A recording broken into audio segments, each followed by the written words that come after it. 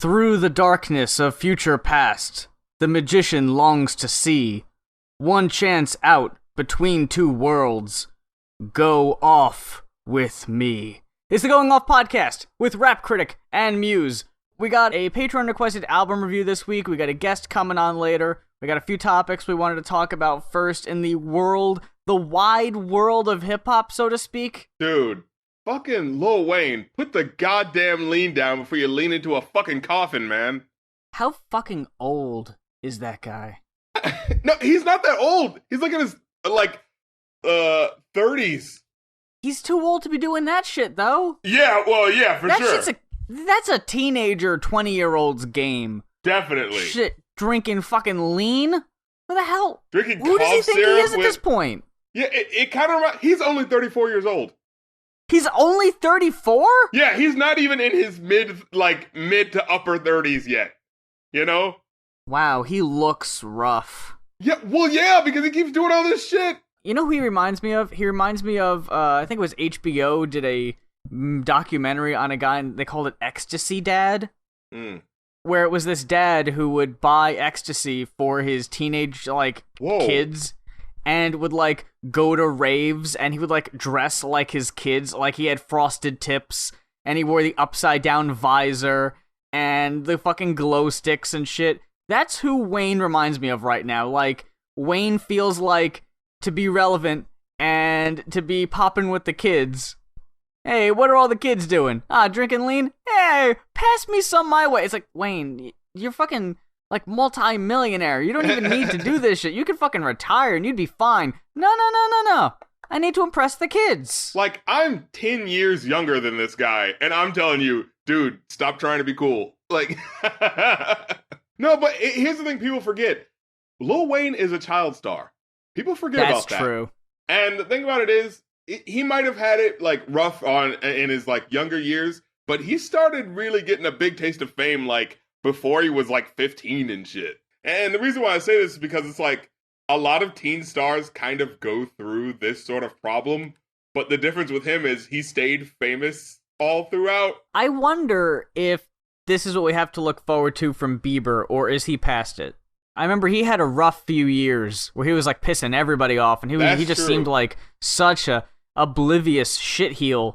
But it seemed like he kind of turned over a new leaf at some point. I don't think he apologized for all the horrible shit he did, but I don't think he's doing that shit so much anymore. Yeah. We kind of forget about that because, we don't really consider rappers to be teen stars in that regard. You know what I mean? Yeah, and the ones we do are Bow Wow and Lil Romeo, the ones that started really young, you know? In single digits. Yeah. This shit has already, killed two fucking legends in the game. Both from Texas, actually. DJ Screw and Pimp C. Stop doing this shit. He's had I think he had 2 seizures in a row, right? Oof. A year or so ago. And then he's having another seizure, just last week? Jesus fucking Christ, stop!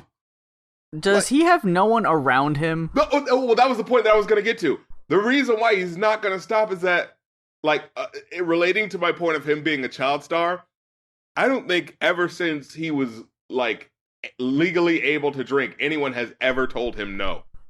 Yeah, that's a big part of it. You know what I'm saying? And when you have that compiled upon 2 decades at this point of no one ever telling you no, and, being like a child star, and we already know how that can kind of mess you up. You know what I mean? Yeah. This man is gonna die by this shit. I hate to say that to alarm people, but there's literally no one in his life, I feel, that honestly cares about him and would actually want him to get help. And, stop the shit. Because I remember he said he stopped it a couple of years ago. But TMZ reported that he at least downed 3 cupfuls of the shit the night that he was hospitalized. So that doesn't sound like stopping to me. Is he not close with Drake anymore? When was the last time they did a song together? Was that fucking that Nicki Minaj? Oh, you're right. Yeah. That was this year. Yeah, that's true. But Nicki Minaj, Drake, and Lil Wayne don't really seem like they actually hang out. Are we thinking of the same song? Because the song I was thinking of was the one that was out like 2 years ago when we first started the podcast. Nicki Minaj did the song "No Frauds." No frogs. No frauds. Oh, I thought it was like against like alt-right Pepe fucks. Oh, okay. The last frame of reference I had was that fucking I ain't fucking Nicki because she got a man. But after that, I'm next in line. God. I don't think that's how friends talk. Yeah, especially like in public about each other. Like that sounds like something like, oh, is that what he said? Well, I'm getting paid for this, so I'll just deal with it. Either that, or you're like such good friends that like part of your humor is just publicly embarrassing each other. I've never heard a Nicki Minaj song where she says, hey, by the way, Drake is a fucking cuck douchebag. It's always one-sided. There's always Drake talking about how he really wants to get with Nicki. You never hear lyrics about Nicki saying, oh man, if he did this, then we would hang out. Like, there was that one lyric where she said, if I did have sex with him, this is what would happen. But it's never an active thing. But still, like, if they were friends like that, it would be a back and forth sort of thing. Yeah. It would be like good-natured ribbing, but it just kind of seems like we're over-sexualizing this co-star for the fuck of it. Yeah, and we're going along with Drake over-sexualizing his co-star because, well, he's a guy. That's what you're supposed to do. You know, imagine that the other way. Like, imagine if there was, like, a rap group that was mostly chicks, and it was, like, one dude, and they were, like, constantly sexualizing him. That would actually be pretty funny. And he never really responds to it. Like, they keep lifting up his shirt, and he's just like, stop.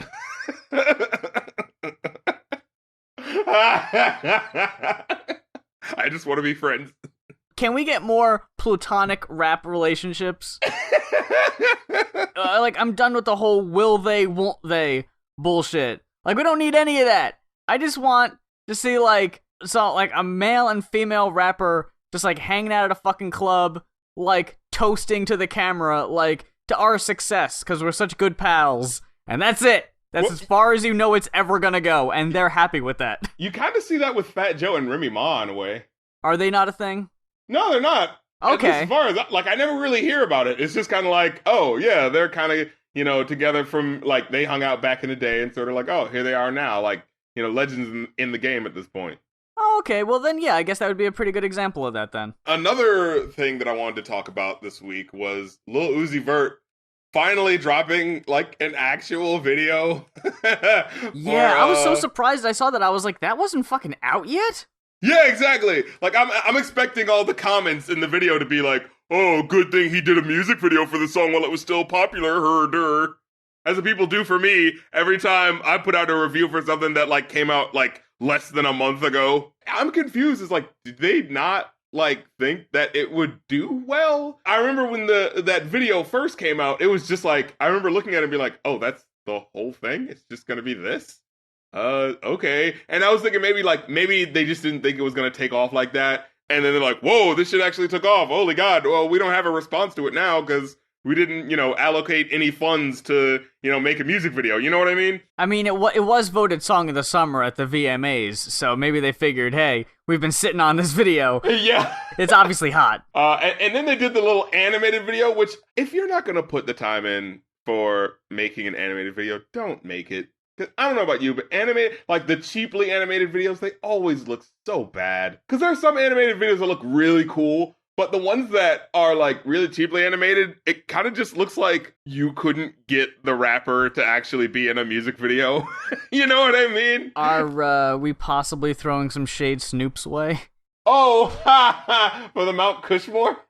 Yeah, and that entire movie. No, I was actually thinking about the I Spy video. Remember that? That happened as well? Oh, yeah. That didn't look too bad, did it? Oh, that looked horrible! I mean, yeah, but as far as animated rap videos go, I wasn't expecting a fucking masterpiece. Dude, when I watched that shit, I was expecting the end credits to be like, edited by my cousin Nikki, all by himself. You know what I mean? Dude, that's when there was like a team behind it. I was like, are you fucking serious? Brad Paisley made a song a couple years ago, and he animated the music video himself. Oh my god, it's some of the worst. Like, it really does look like and I'm not trying to shit on aspiring high school artists out there, but like it looked like child drawings came to life, like really poor animation, shit proportions, and it was all like, hey, what if Brad Paisley and all his country music stars were like the Avengers? Yeah. So he's like Iron Man. I wanted to go back for just a second, because I reminded myself of a thing you posted. Just going back real quick about the Lil Wayne thing. You compared him to Snoop, and that was a very interesting point you had made. Oh yeah. That Snoop Dogg sticks to the fucking weed.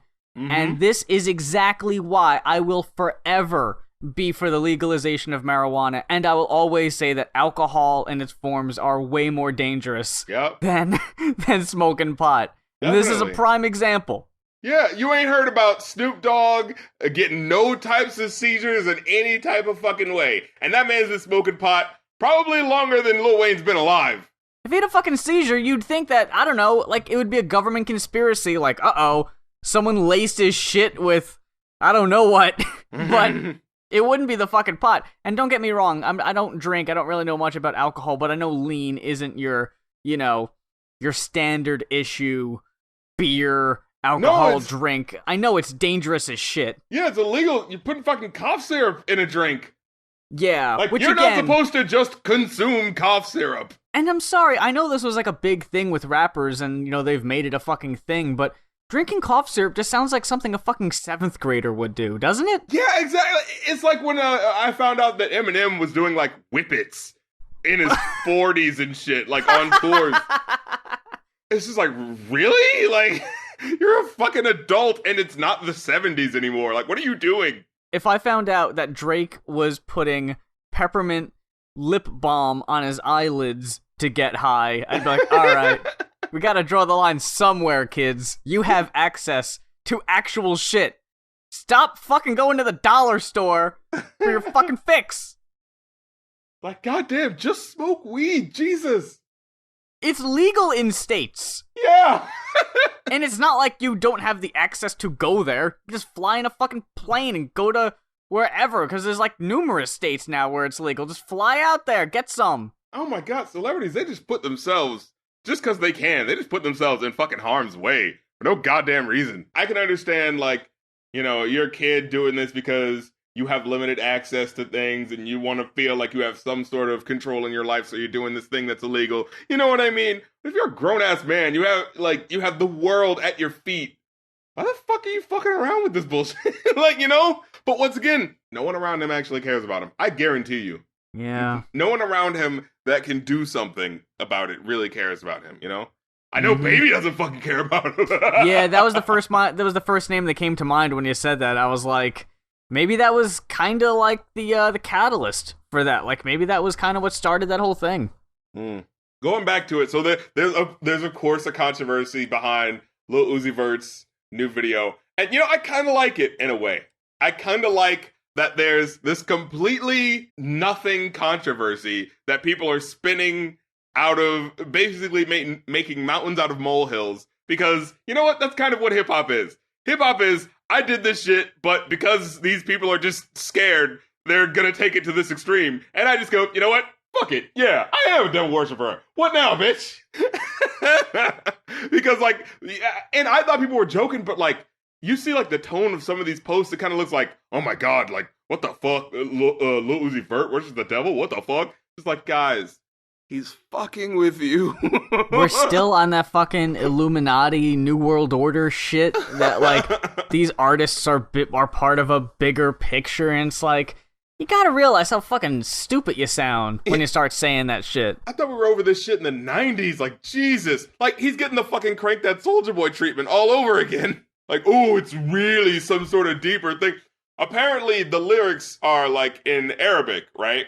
Yeah. But apparently Arabic is supposed to be written from right to left. But apparently it's written from left to right, and the speculation is that, oh, well, when you write it from left to right, it's actually, like, demonic or associated with black magic. And it was like, more likely than not, it was probably just some intern just Google, what do you call it? Just Google Translate. Yeah, it's fucking Babelfish. They just copied and pasted. Exactly. But that raises a whole nother question. This MTV VMA winner song of the summer. Big hit for Lil Uzi Vert, one of the big fucking names right now. Nobody proof watched that?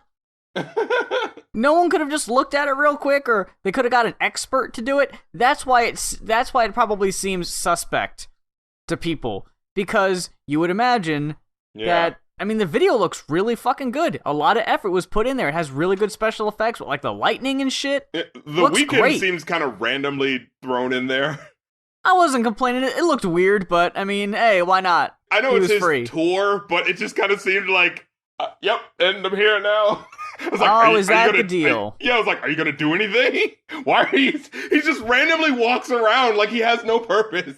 But other than that, it was like, it's a creepy looking video. It's like, hey, that's fine. Like hip hop needs that element of sort of like, wait, parents are a little scared about whether or not they should let their kids listen to this music, because that's what keeps music cool. You know what I mean? Yeah.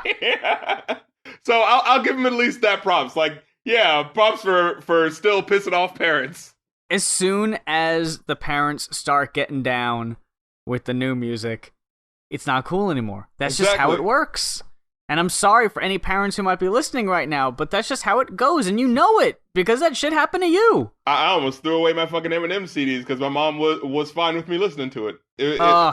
I know it threw me off. She was like, I was like, wait, you're okay with Eminem? She's like, yeah, he's funny. I was like, man, I don't want to listen to this shit no more.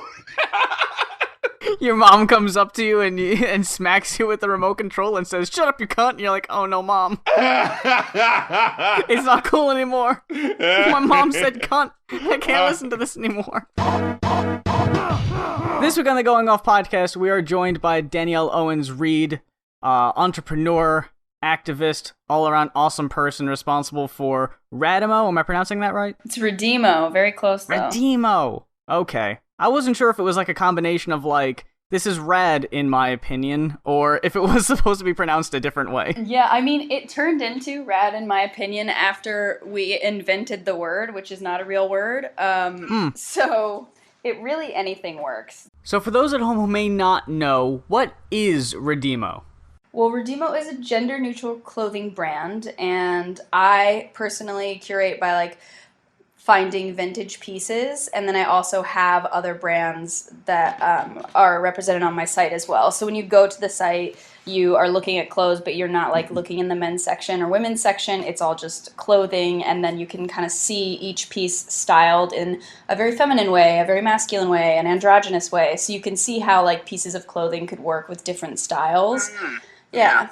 So you folks started this up, or at least got the website launched not too long ago. Did you have any hardships with that, or what all went into, I guess, just bringing all of this off the ground? Great question, and yes, there were so many hardships. My co-founder, Julia Nunes, who you know, she and I started it more as like a site with a bunch of information. We had a bunch of different writers, and eventually I wanted to do a gender-neutral brand, which was separate, and then like I started kind of working on the gender-neutral clothing brand as like a full brand that I designed and built from the ground up, and that was like the hardest, most expensive thing I've ever done in my life. And I got like really into trying to figure out like manufacturing and designing, and I'm not a designer, like I don't really have a visual brain, so I was kind of talking to my seamstress who was in New York and I was in LA. And I was like, okay, I want like basically a mock neck, but like trying to explain what I wanted, which what I wanted was something that didn't exist. And she was like, okay. So it was like really difficult to communicate and figure it out. And we were far away, and it already cost so much money before even having like one single designed piece. So I kind of completely stopped altogether and was like, okay, I've failed, and that's okay. Failing forward, like put that, just like sweep that under the rug, like next chapter of my life, it's totally fine. And kind of after I made the decision to stop working on it, I kept running into people who owned brands that already made gender neutral clothing or androgynous clothing or just like unisex, like nothing really, like Kid Bell, the brand that has like the cunt t-shirt and the resist mock necks. Yeah. So they just basically have like unisex clothing. Anyone can wear any of it, and nothing is like sized for like a fitted cut or whatever, and like then a man's cut. So I kept finding brands like that, and I was like, man, what really needs to happen is there needs to be a place where it's all curated, which is what I'm more interested anyway. Like I love finding stuff, and I love telling people about things and like connecting people with things they want. So I kind of looked at like ASOS, which is my favorite brand overall, and was like, that's exactly what they do. Like they have their own clothes, but they also curate some really good stuff from other brands. So I just kind of decided to do that and totally made up how it works and just like I emailed the swimwear brand that is now one of the brands that I represent, and I was like, hey, so I want to do this. What's it called? And they were like, well, it would probably be drop ship. Like people would order it through you and we would ship it. And I was like, yeah, I want to do that. I want to do that. Yeah. And then because I talked to them, I reached out to other brands and I was like, so do you do drop ship? Like I knew what I was talking about, and everyone believed me and it worked out. And now it's a real clothing brand. Now, I wanted to ask this, and this is not supposed to be abrasive in any way, but I'm asking as someone who's like, I'm straight guy who's worn, gender specific clothes my whole life. You know what I mean? So gender neutral clothes, they tend to skew feminine in my observation of them.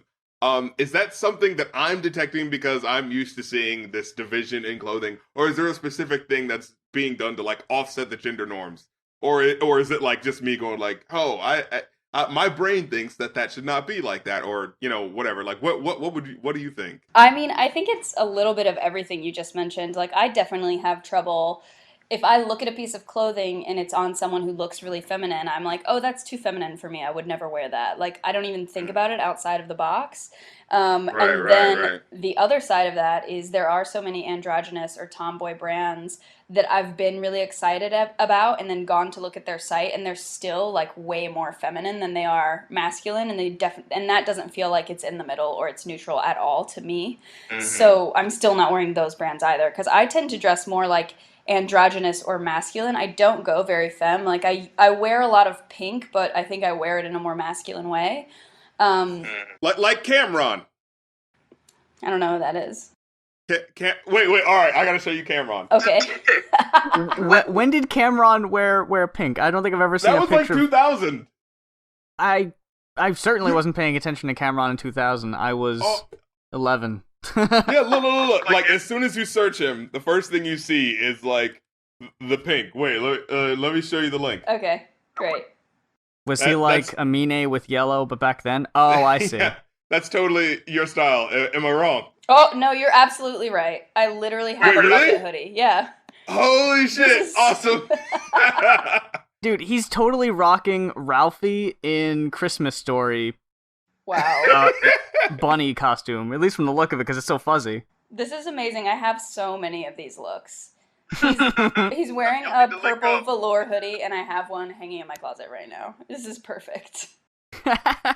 Well, yeah, I mean, this is like the perfect example. Some of this is pink, but it's still way more masculine.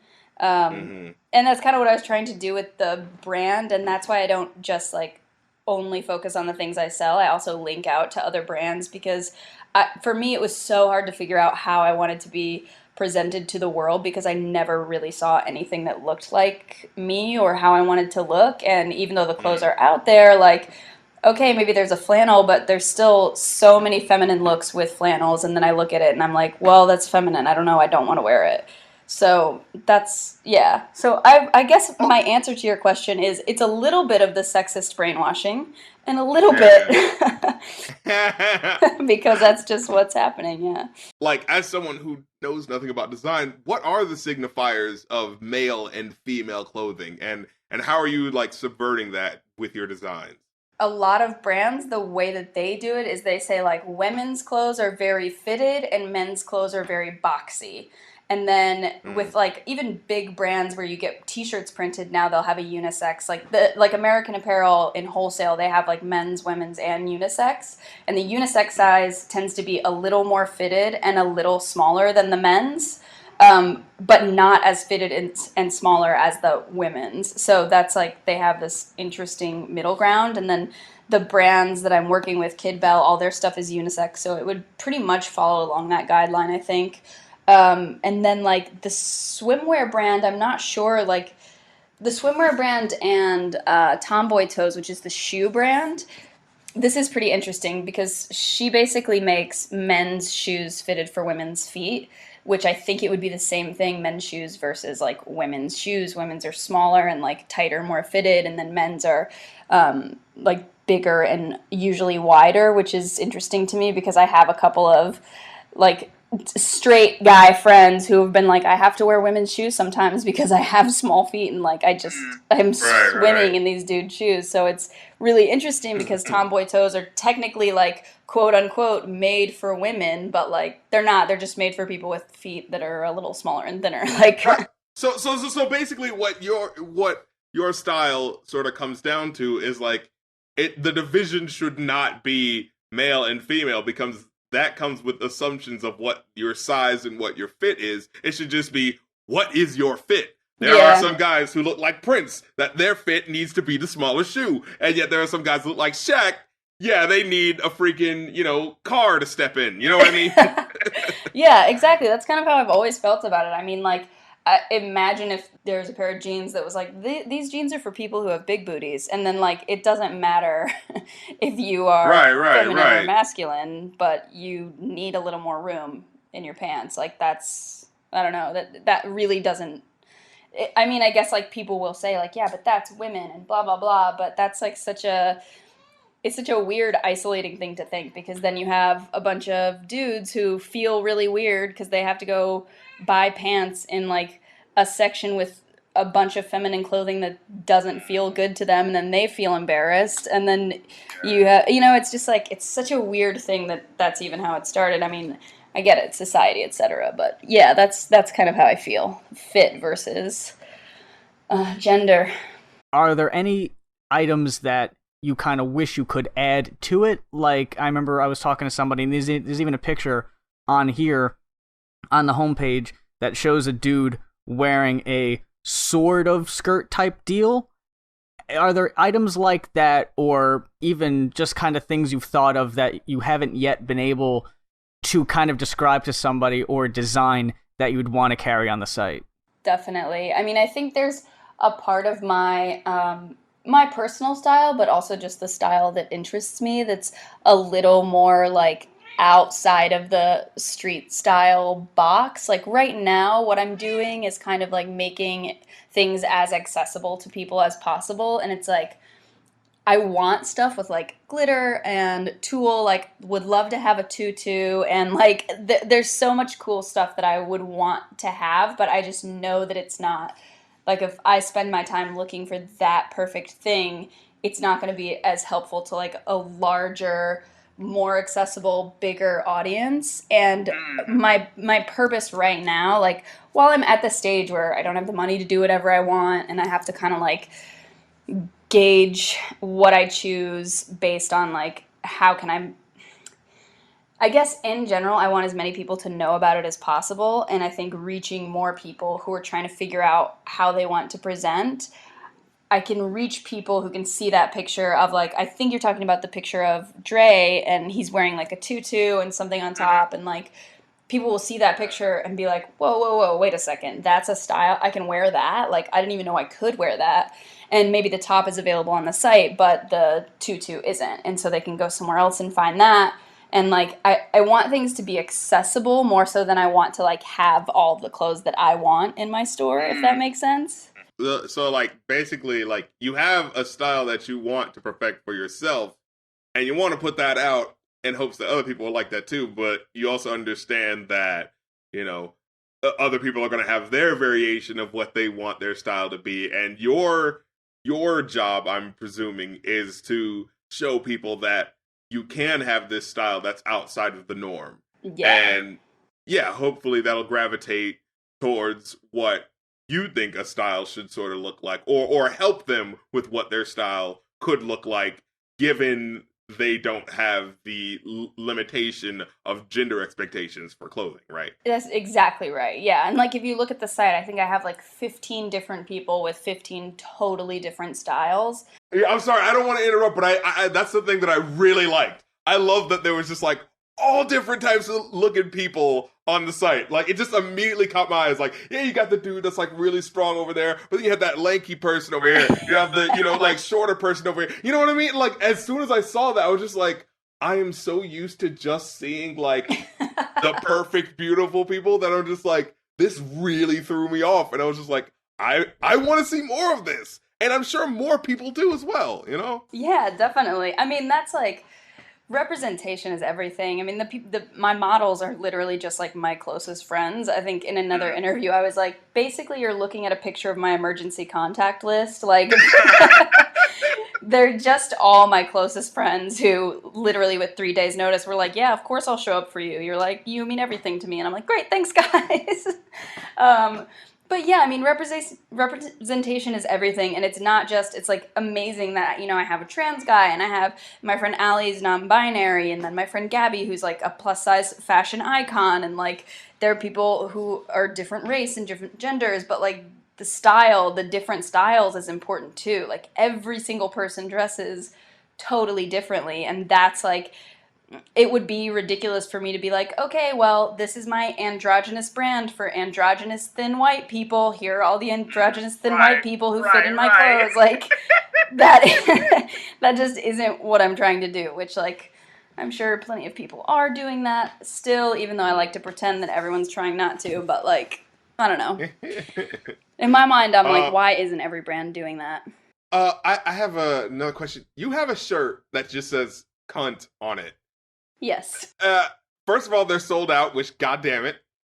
But second of all, is there like a meaning behind putting that word that I mean, I thought a lot of women saw that word as offensive. So like, I was like asking, I was like, well, okay, why are you doing that there? You know what I mean? Right. Well, I think, I mean, Kid Bell is the brand that makes those shirts, so I don't want to speak for them, and I'm not sure like why they specifically wanted to make it, but why I wanted to carry it is because like I think it's such a bummer to me that everyone uses slang words for the vagina as like how to make people feel bad about themselves. Like, cunt is what you say when someone's being a real piece of shit, and pussy is what you say when someone's being real weak. And for me, like, those can be pretty powerful and strong words and cool words. And like, I remember hearing cunt as like not a derogatory term for the first time when I like saw the vagina monologues, and like that in itself is empowering because you're like hearing all these stories from people with vaginas who are like, this is how it makes me feel, or this is how I interact with it, and this is what this word means to me. And like, for me, like, I think pussy's a great word, I think cunt's a great word. I don't know, like, I would definitely wear that shirt. And don't be too sad because we have a new cunt shirt coming out. Oh, you got a new cunt coming out, awesome! Yes, it's cunt in like the Supreme logo. Oh yeah, I saw a picture of that. Yeah. So don't even worry.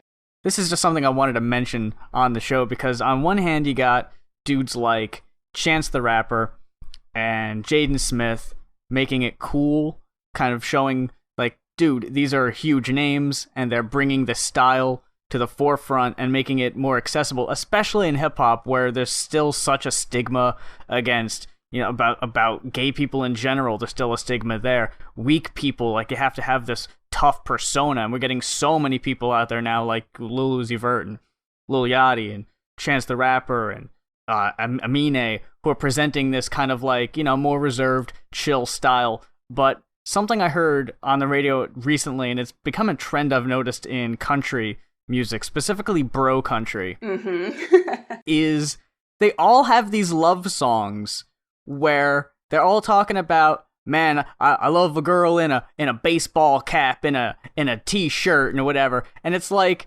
it's so funny to me because I live in the South. I live in a city that voted 90% Trump. I brought that on the show before.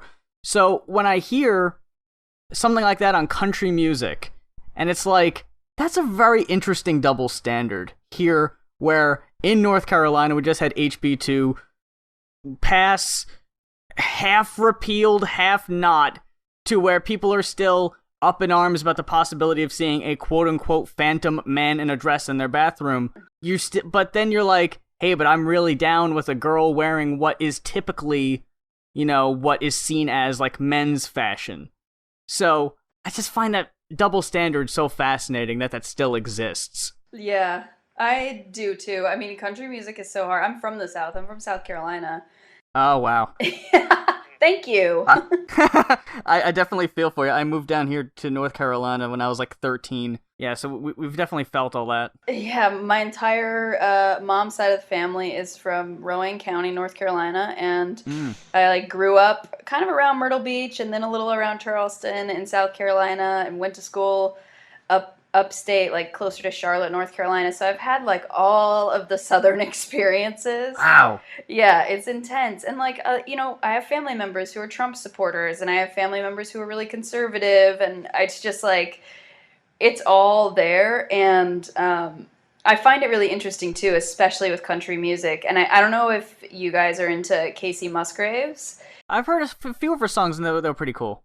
Yeah, she's great. I mean, she's the only country musician, I think, that's, like, branching out at all. And literally all she's saying is, like, follow your arrow, do whatever you want, like, love whoever. Like, she's barely saying anything, but she was, like, huge for a second. She had a song, and she was huge. And then I think she started talking too much about, like, smoking weed and how gay people were okay. And for some reason, her songs aren't as, like, much on the radio.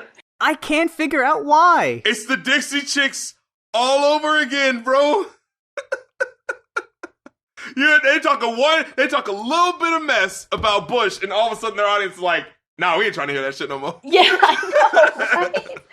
I know. That's exactly. Country music is so good at just like boxing someone out the second. But at least with the guys who are like, it's all right if you wear t-shirts and baseball caps. It's more like, I need a down girl who's not going to talk about emotions, so I don't have to deal with anything. You know what I mean? Like, they don't know what they're saying.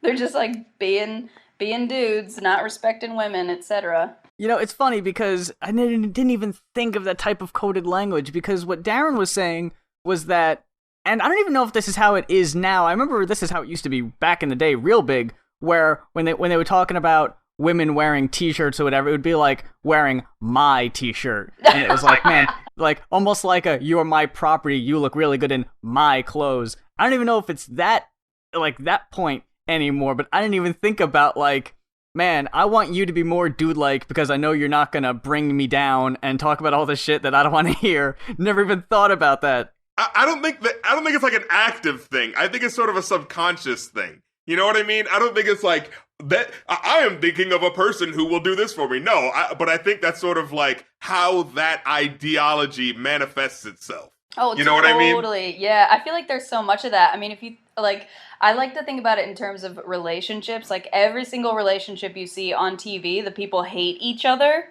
And then somehow we're surprised when people are in relationships, and it's like, you guys fight all the time and you hate each other. Why are you together? And everyone's like, I don't know, I love him. And it's like, well, that's everything we've seen growing up, is a man being like, my stupid wife with all her emotions, and a girl being like, and a woman being like, my stupid husband who's dumb and I hate his friends and chicken wings or whatever. I don't know, but like, and man caves. Yeah, exactly. Yeah. It's like, that's what we see, and so that's what we just instinctively do without even thinking about it. The insufferable guy with a hot wife, Yeah, exactly. I didn't even think about it in the sense of like Taylor Swift, because like back in the day it was like she caught so much shit for doing like listen to this little teen girl, she don't know what she's talking about love. You gotta quit talking about love. And now it's like, all right, fine, I'm just gonna do nothing but like catty, really negative, angsty stuff. Is that what you want? Yeah, like what are her other options as a woman? Because she can't talk about like in a boy who wears feather boas or whatever the opposite of the country song would be. Oh, exactly. Right. I was thinking about this. It's like, there's never been like a song where it's like, oh boy, I love it when you wear my blouse, you know? Oh my God, somebody please put blouse in a song. That's a funny word to say anyway. Like, I don't think there are a lot of songs with like, oh yeah, I love it when you put on that blouse. It's not a pleasing word, really. No. It sounds awkward. It's not cute. I was gonna ask too because you had mentioned being on tour, and that just even got me thinking about. I can't imagine how difficult, which just it's that much more impressive because in the combination of the tour, and I remember you posting that what was it, like a year and a half ago you were involved with the DAPL protest, and even now where there's so many things that need like donations and charities, and it's like I can't imagine running an operation like this with so many other things that like need money that are like go okay, money goes here, all right, time goes here. Like you were on tour with Kate Nash, for those who don't know, by the way, we've mentioned her on the show before.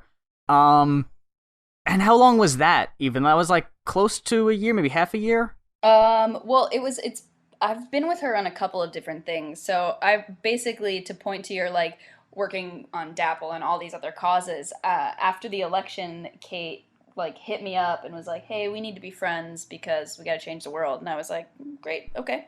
And basically she said that everything that she did, she wanted there to be some sort of activism component to it. And so when we went on tour in February, we were raising money for a mental health charity. And then we did her Kickstarter, and immediately after her Kickstarter, we filmed a musical at the hospice where her mom works. And then so on this past tour, which was July and August, we raised money for that hospice while we were out as well. And then I've worked on other things with her. I did the letter to Obama about Standing Rock about a year ago or however long ago it was. And I've helped her like organize a panel about intersectional feminism. And so everything that I've been doing, I mean, I don't know how I find the time to do anything, to be honest with you, like if that's your question. Pretty much. I don't really feel great if I'm working on something and there isn't some sort of like make the world better something to it. Someone asked my dad, like, has Danielle always been an activist? And he was like, she's always cared about things being fair, which is exactly how I would describe myself. Like, I just always want to be feeling good about making the world a little bit better no matter what I work on. All right, so you have some swimsuits on your site, and there's like, you know, there are some women that wear the swimsuits, and it's sort of like it downplays like the women's like breasts, makes it look more neutral. You know what I mean? And I was thinking, like, is there a bit of underwire or something like that supports the breast, or is that a bad thing? Because I remember hearing that like bras are actually kind of bad for you. And I was just saying some bullshit, but I was like, do you think we'll ever reach a point where women could be topless at a beach like men are? Because personally, I hope it goes backwards and everyone wears tops, because I don't like seeing fat dudes' boobs, and I'm pretty sure no one likes seeing mine. But back to the other question.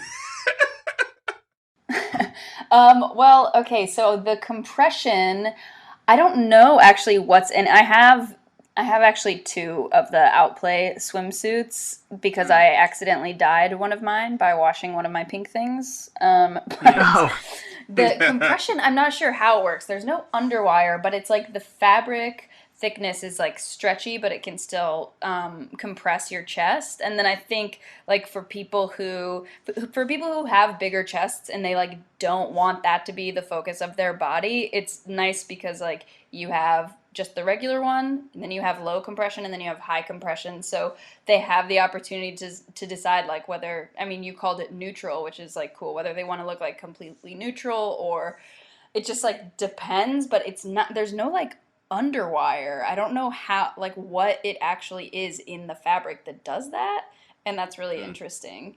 And do I think that we'll get to a place where everyone can be topless? It's like, I hope so, and I also don't hope so. I would love to live in a world where like people could walk around and have like their boobs hanging out and nobody would care or be weird to them, but that's like definitely not possible right now. That's a longer term goal. For me personally, I'm like, everyone just like do what you can with what makes you comfortable, and then also be safe. And my biggest fear is like anyone not being safe. So, but also free the nipple. I don't even know. I don't know. This is a complicated question. Sorry, it was like my last question. I was just like, now I'm just going into just my head and just like. the last question I have about the website. I'm looking at the banner. I'm looking at where it's under store. Apothecary header. Oh yeah. And it's currently empty. And I'm curious because that word was foreign to me until just 5 minutes ago when I looked it up because I had never seen it written out before. Oh, come on, man. Haven't you ever seen Romeo and Juliet? Oh, yeah. Yeah, I guess it... I mean, it's not a word I see every day. No, it's not. I watched Romeo and Juliet when I was like in 6th grade in elementary school, and I don't think I've seen it since. It was the one where they had the sex scene and the teachers had to spin the TV around because they didn't want the kids to see. Oh my god, spin the TV around. Was it on one of those like giant tall wheel things, like a cart? Yeah! Yeah. Yeah, where they had to like, oh shit, alright, here comes the sex scene. It was like screeching across the floor, and they have to like look at it and be like, right, and... okay, it's done. Oh my god. And people wonder why nobody knows how to have sex. Because we weren't even allowed to watch it. That's why. Don't look at the sex. Don't look at it. But you can see that guy blowing that other dude's head off. You can see that. That's exactly. Cool. Wonderful witch that I have in Portland who makes everything went out of town for like a month or something like that. And so I had to hide a lot of the products. But they basically... Max is her name, and she's a little witch who makes things basically out of the like flowers and oils, etc. that she finds kind of in her backyard. She just like finds them around Portland. One of the things I'm really excited about is there's a salve for top surgery scarring. So once people go in to get top surgery and they have like, sometimes they'll have like big scars underneath or on the sides, and this is kind of like, it just helps with that scarring and it helps to heal. And I've never seen anything that was actually for the purposes of top surgery at all. Yeah, so I was just like, wow, this is amazing. And she's a really good friend of mine, and she's amazing in general, and I've like used her stuff before. She has stuff for like period and PMSing, like period cramps, and I use that, and she has like different facial serums. She makes like literally everything. After my mom died last year, she sent me this like heart tea that was just good for like helping you like open up your heart and feel better and feel like comforted and loved. And it was like, not only does it feel good because it's this like nice warm tea and all of the actual plant materials in the flowers are like helping me with anxiety, but it also feels nice because it's nice to have a witch who cares about you. So for anyone listening who might, this might be going over their heads and might not, see the appeal, or might feel some type of reservations about, might feel some type of way. Feeling some type of way about, branching out of their comfort zone or trying something different fashion-wise or just anything-wise. Like, is there a word of advice or some type of solace that you would offer them? Yeah, I would say just try stuff, and if you realize that you're hanging out with people who are making fun of you all the time, stop hanging out with them, because figuring out the way that you want to be presented to the world can really change your life. It makes you feel so much more confident and comfortable, and it changes everything. It changes the way you work, the way you are in intimate relationships and in friendships and with your family. So just fucking try it, and if anyone makes you feel bad, get rid of them. Get rid of them. But yeah, I guess we should get on to the album review. Oh boy, who requested this? I just want a name. That's all I need is a name. All right. Now I kind of don't want to tell you because they're gonna. Oh no! That's what you get. No, see, here's what you get, fuckers. When you request an album, you get a shout out, whether you want it or not. This album was requested by Josh Pendleton, and if you'd like to request an album for us to review, go to our Patreons for more info. So, Josh Pendleton decided to request "I'm Not a Fan, But the Kids Like It" by the debut album by Broken Side. Now, Muse. I'm sorry. Go ahead. Muse, tell me what you thought of this album. Oh, it's a big fat zero. It's a big fat fucking goose egg. Dude, when you told me that we were listening to Broken Side, I had done a rant on Broken Side back in 2009. Right around the time the album came out. And when you told me we were listening to Broken Side, I was like, well, I remember thinking they were shit.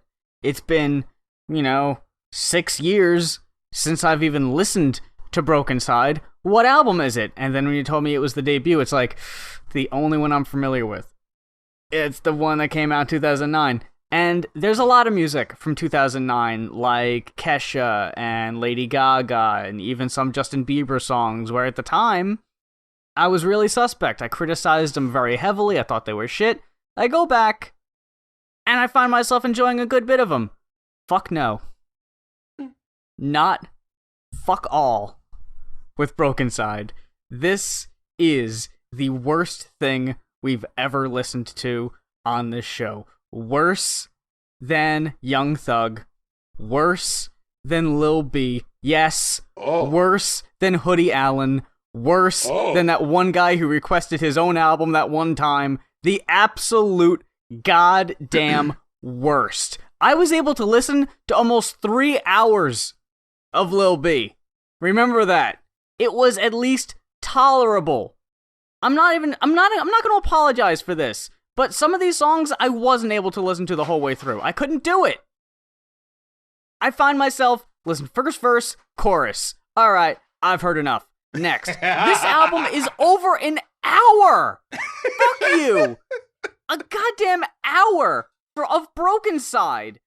That's torture, dude. That is akin to torture. And I understand, because they were a MySpace thing back in the day. They were one of those big names on MySpace. Mm-hmm. And they probably had a lot of hits on there, and they're like, hey man, these are what the kids like. We gotta pump this fucking album full of all the songs that the kids are familiar with.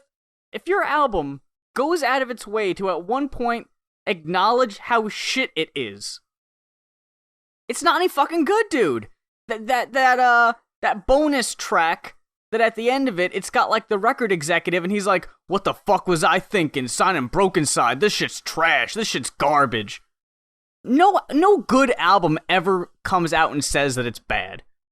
Unless you know it's bad. And I know for a fact, every single member of Broken Side knows this is goddamn trash. This is an inch away from parody. But it's not convincing enough to be parody. This is an album of a genre that no longer exists anymore, known as crunkcore, where a bunch of scene kids thought it'd be cool to take all of these emo, screamo styles and layer them on top of this. It wasn't even like crunk. It's kind of like a hip hop beat, kind of like an EDM type thing, and throw it in a fucking blender and pass it off like, yeah, this is cool because it's different and new. But I don't know anybody from that time who is still like, yeah, man, Broken Side's one of my favorite bands. I never knew anyone who ever said Broken Side was one of my favorite bands. This is not a band to be taken seriously. Now, back in 2009, never. This is an absolute zero. End of the day. Can't recommend it any less. What'd you think? I thought it was pretty good. No, I'm kidding. Ah, fuck off. No, you didn't. Shut the fuck up. Get the fuck out of here. This podcast would be over. Done. I don't know, man. Freaks was pretty good. Actually, it's pretty good. I like when songs end with X's and Z's for irony's sake. They still do that shit on like their newest album. They still do that whack spelling. I came into it. I hadn't listened to him since like I heard Crack talk about that one song, the Freaks song, and then I remember I heard that the other song they did with E40, which was kind of a surprise. I was like, what? Fucking E40? E40 will do a song with anyone. It's official. When I heard it at first, I was like, oh, wait, yeah, this is whack. Whatever. It's like, this is stupid. I didn't give it any breath. But then I went back and listened to it, and I was like, I know I'm supposed to, like, viscerally hate this, because the thing about it is, it's a combination of screamo and crunk. Two genres that nobody ever respected in as far as music criticism is concerned. So it's just kind of like, yeah, this is the one that you can dump on, And it's funny, because these guys were actually never really that popular. I didn't need to, like, hide from people memeing me with Broken Side memes. You know what I mean? like I kind of had to do with Friday, you know? So I think partially, like, because I wasn't exposed to it as much, I think just looking back at it, I'm like, I don't have the visceral hatred for it, you know? And also, like, I was a fan of Crunk, so I kind of don't hate it on that basis. I'm pretty sure if you look back, every fucking song is like, girl, shake that ass. It's always something about a girl shaking her ass. And it's like, you know, not every Crunk song does that, right? And, all right, well, here's my point. Excuse me. Especially with the video doesn't help them. See, I listened to the album for the first time and I didn't really I saw the album cover, but I wasn't really looking much at it. Watching the video with the song, like Freaks, the first time I was fine with it. Actually, I thought it was funny because it was like, it's funny that these guys are screaming these lyrics that are like, girl, shake that ass! Like the first time listening to it, I actually was laughing a lot of it because in a way, it is sort of funny for someone to be screaming lyrics like this that aren't that emotionally charged. That's where the humor can kind of be found in it, right? Right. You know what I mean? Like that's where their gimmick is. You know, screamo is usually a lot of emotion, overly emotional. You know what I mean? Mm-hmm. But the irony with this is that, wait a minute, why are they screaming like this when they're just talking about girls shaking their asses? That can be funny in and of itself, if you do it right. And there's a couple of moments where they say shit on here that's just kind of like, that goes that far, and you kind of think, wow, if they would have done more of that, this actually could have been pretty funny. Like, what he says, I just love the delivery, like he says, like, damn right I hit it, shorty been gifted by a veteran Crunk kid. And it's like, that's already a stupid phrase on its own, but just the fact that the backup vocal goes, veteran Crunk kid, I just couldn't help but laugh. And then there was another lyric, where what does he say? He says, throw your motherfucking titties in the air. Oh yeah, I heard that one. Throw your motherfucking titties in the air. That's goddamn hilarious. And then there was, I'm kicking it, baby. Get crunk, get crazy, all fucked up, make me want to punch babies. It's like, what? And then he says, let's go inside. I'll go inside. I'll fuck you while your boyfriend cries. Like, whoa. And it's like, those, like, 3 or 4 moments where your brain kind of goes like, what the fuck? It's like, you kind of think like, if you would have done that more, that would have been really interesting. But as it is, they don't go far enough. That one lyric is unforgivable though, where he's like, yeah, white dude, but I rap like I'm black. Like, shut the fuck up. Yeah, see, that's where I kind of draw the line where I feel like to an extent, here we go. Here goes the eye rolling from half the audience. But I feel like there was a decent bit of like just kind of mocking hip-hop to an extent, like not taking it seriously. Like, yeah. I get what they're trying to do a joke, and that's fine. For one song, that'd be fine. For a full album, it's obnoxious. That is the problem. It's an hour. Like the joke, if there was supposed to be a joke, gets old really fucking fast. Yeah, see, as someone who actually, like, I knew it wasn't good, but I didn't hate it. Because, like I said, the first listen was just so like, oh my god, what the fuck are they doing? You know, it so took me off that I was like, you know what, it's a little endearing. And then when it came time for me to actually like rate it and listen to it and hear how it goes, then it starts to fall apart. You know what I mean? Especially during the second half of the album, where the joke starts to run thin. Like, if you did this for an EP, that would be cool. You get in, you get out, you make your jokes, and you know what? Maybe you have the time to like to have the jokes come a little faster, so it gives more of a punch. But there's so many songs where it's just, girl, shake that ass, I'm getting drunk, and girl, I'm gonna... What the fuck does he say? What's this dude? Let's sex tonight. and what does he say? I got them sexy moves, and you make my pee-pee hard. Oh my god, that fucking one. On the chorus. For someone to say, I think just my limit is someone saying pee-pee. Like, referring to their dick as a pee-pee. Is that where you draw the line, huh? Yeah, with ass like that, like, I can't listen to that song anymore, because in the fucking chorus, it says, you make my pee-pee go doing, doing, doing. I heard Sex Toys, he says, you make my pee-pee hard. I'm like, I can't listen to this. And there's absolutely nothing I can recommend. I can't even recommend, like, oh, this would be a good club song, because no one wants to fucking hear someone say you make my pee-pee hard. You know what I mean? So it's like, these guys are obviously two dudes who have never had sex before. Like, I get that very clearly. These are raps by people who really, really want to have sex. And if they have, it's by people who didn't call them the next day. I'll put it like that. Mm-hmm. All this bullshit, it's all about like fucking bitches and all this shit. And it's like, it would be funny if it was over the top more often, but most of the time it's just like normal brag shit. So it's just like, well, you're not taking it far enough for me to really find it funny and for me to take exception to the fact that you're doing this weird style. You know what I mean? Right. And then there are also parts on there where they legitimately try to rap, and it's just like, don't do that, because you definitely don't have the voice for it. You know? So, like, and like I said, when you look at the fucking videos, that club shot caller thing, you know that's not them.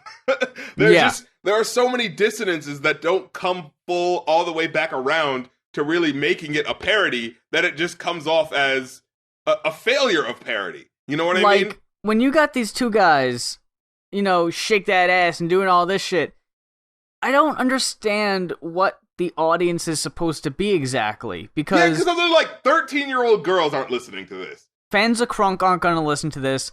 Fans of Screamo aren't going to listen to this. Like, I remember 2008, 2009. Yeah. This isn't what scene girls listened to. Exactly. They keep talking about, like, scene girls, and I was just like, they wouldn't be shaking their asses to this shit. Scene girls didn't ass shake. They didn't twerk. The hell you think is your audience? Yeah. That's why it's like, are you just making a mockery of this? Are you just trying to have fun? What's the point of this? Like, there's no doubt they're having fun, but there's no way they could think they put out something of quality. Yeah, you can only get fans ironically with them. Right. You know, that's the thing. He doesn't take anything seriously. Except for there are parts where you're supposed, you know what I mean? It's not ridiculous enough for you to be able to really throw yourself into it. But unfortunately, with what they're doing, throwing yourself into it and being completely ironic and stupid is the only way you can enjoy this. There was one song I was able to listen to the whole way through. You want to guess which one? Was it I'm Sorry? No, Tipsy. There's 7-minute opus. God, no. It was Tipsy was the only one I was able to listen to the whole way through. That one, yeah, that's what I'm saying. Like, that one's actually not that bad.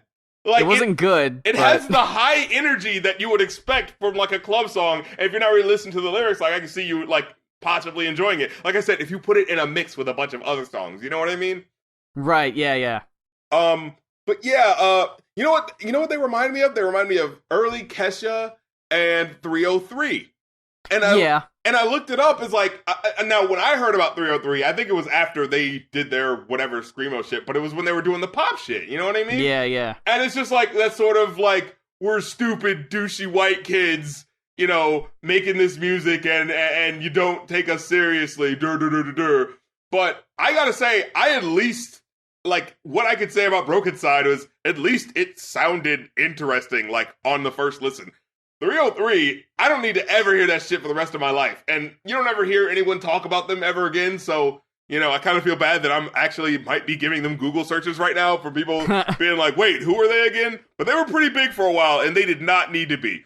But with Broken Side, it's just like, all right, you know, they at least have a sound going for them. It's a dumb sound that works with a lot of dissonances, like, you know, the dance sort of fun vibes of, like, EDM and crunk mixed in, sort of, and sort of, and the Screamo thing, which is usually a lot more serious, at least to the person who's writing the music, you know? Like, you could say it from an outsider perspective, like, these lyrics are really immature, but, like, from the person who's writing it, they're supposed to be taking it seriously, you know what I mean? So, like, for them to merge that is sort of an interesting idea. So at least... I will say... It was interesting how they decided to work in different kinds of emo vocals, like, you had the high-pitched screaming, like the screeching, and then you also had someone doing, like, growl vocals. I will say, I hated the growling.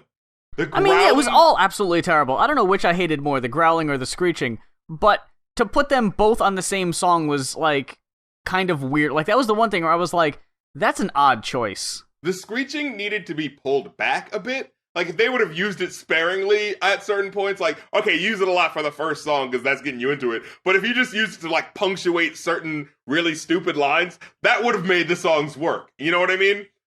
So my problem is that it kind of gets overused. But the growl shit, that never worked at all. Like, as soon as I heard it, I was like, you sound like a 13-year-old trying to sound like their older brother. You know what I mean? Like, It just immediately just went like, stop it. You can't do it. I would actually give this album Muse, I hear you sweating. Are you going like, this motherfucker better not? I'm wringing my hands. I would actually give this album a 1 out of 5. Oh, okay. Yeah. Dude, honestly, 1.5 would have made me yell at you. But 1, all right. You know what's funny? The whole rating, like with all the songs divided and whatnot, is actually 1.4. So it would round down to 1. Oh boy, that's lucky. Just shy of hitting that halfway mark. Oh my god. I would be remiss if I did not mention Scene Girls, in which here's how this motherfucker fails at doing a joke, right? Mm-hmm. He says, sit down, girl, just shut up and sit before I make you suck my... Girl, nothing. OMG, you thought I'd say dick, but I won't say dick till you touch my dick. And it's just like, that's not funny. No, it's terrible. Yeah, it's just like... Because I'm a gentleman. Yeah, like, this isn't like a kid's show where I didn't think you would say dick. Like, what's the joke supposed to be? You know what I mean? You said dick. Yeah, exactly. You said and I didn't even have to touch it. Yeah, and then the thing he says, I won't say dick until you touch my dick.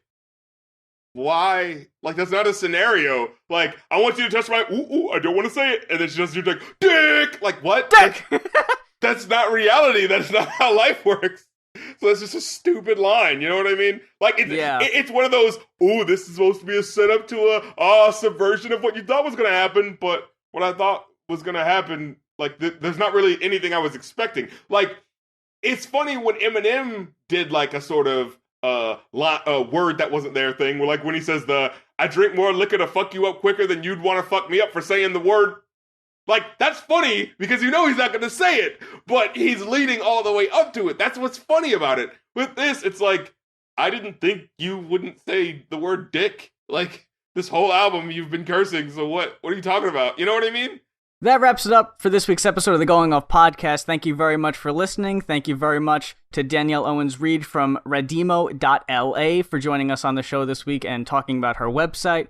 Thank you in some way to the person who requested the fucking album this week. I mean, they did pay, so it's like, yeah, thanks for the support, but for fuck's sake. If you have an album, good or fucking terrible, that you want us to listen to on the show, it is a one-time $40 pledge to either patreon.com/rapcritic or patreon.com/muse. And let us explain. After you're charged for one episode, you do not have to keep it going for the rest of the month. Once you're charged for an episode, it doesn't have to be your episode. It's just a episode. When you are charged for that, then you go, boom, I cap this out. I don't want to be charged anymore. You know what I mean? Yeah, just at the end of the month, because I think that's how it works. Well, for me, it's per month. I think for you, it might be per episode. Yeah. Right, so, yeah, it gets a little confusing that way, but for me, at the end of the month, if you pledged $40 throughout the month, at the very end or first couple days of the new month, the charge goes through, you should be notified about it. You can just cancel it right then, unless you, for whatever reason, want to request a second one, I guess. But I haven't seen that happen yet. So, yeah, I just don't want anybody to have to pay more than they meant to. Because that just sounds like a messy situation. I know there's a whole refunds thing, but I'm not sure how that all works. No, literally the only way it works is... Because I tried to do it with someone, and they were like, they literally make it so that you have to contact the artist, and then they have to pay them back out of their own pocket. That's how the refund system works. Literally. That's what I figured. Yeah, and that's a horrible system. I wanted to put this out there also, that there is a waiting period. I've been getting emails about from people asking when their review is coming out because they've been waiting since last year, no joke, not trying to discourage anybody from requesting an album, but there is a sort of waiting period there, but it is first come, first serve, and we do get to everybody. So, if you've put in a request in the months past and you're wondering where the hell it is, just send me an email. I'll tell you where you are in the queue, how many there are ahead of you, just to put your mind at ease. I don't mind doing that, and I'm sure you don't mind doing that either. Yeah, I posted up a document that said, like, where everyone is on the list. Oh, nice. That's awesome. Yeah. I didn't even think about doing that. That's smart. Yeah, so do that so people can go like, oh, okay, that's where I am, so they, you know what I mean? Yeah. Like, at the beginning of the month, just post a thing that goes like, all right, here's where everybody is, Yeah. I think that's about it. Thank you very much for listening. If this is your first time listening to the podcast, all of our old episodes are on SoundCloud and iTunes. New episodes go up every Saturday morning at 7 a.m. Eastern Standard Time. Until next week, for the Going Off podcast, I'm Muse. And I'm the Rap Critic. And Hurricane Irma is about to hit and could do even more damage if it heads to Houston. So, don't lose sight of the developments of the people affected by Hurricane Harvey, especially if you're in a position where you could help. So, letting you know, man. And if you're close to the coast, please, if you see any damage, because it's looking like it might be a Category 5, please evacuate the first chance you get. I'm not even messing around. I heard way too many stories about people not taking Harvey seriously, and I just don't want anybody at all. But if you're listening to this right now, we certainly don't want you to get caught up in any of this, because it doesn't look like it's messing around. So, take this shit 100% serious, and please be safe.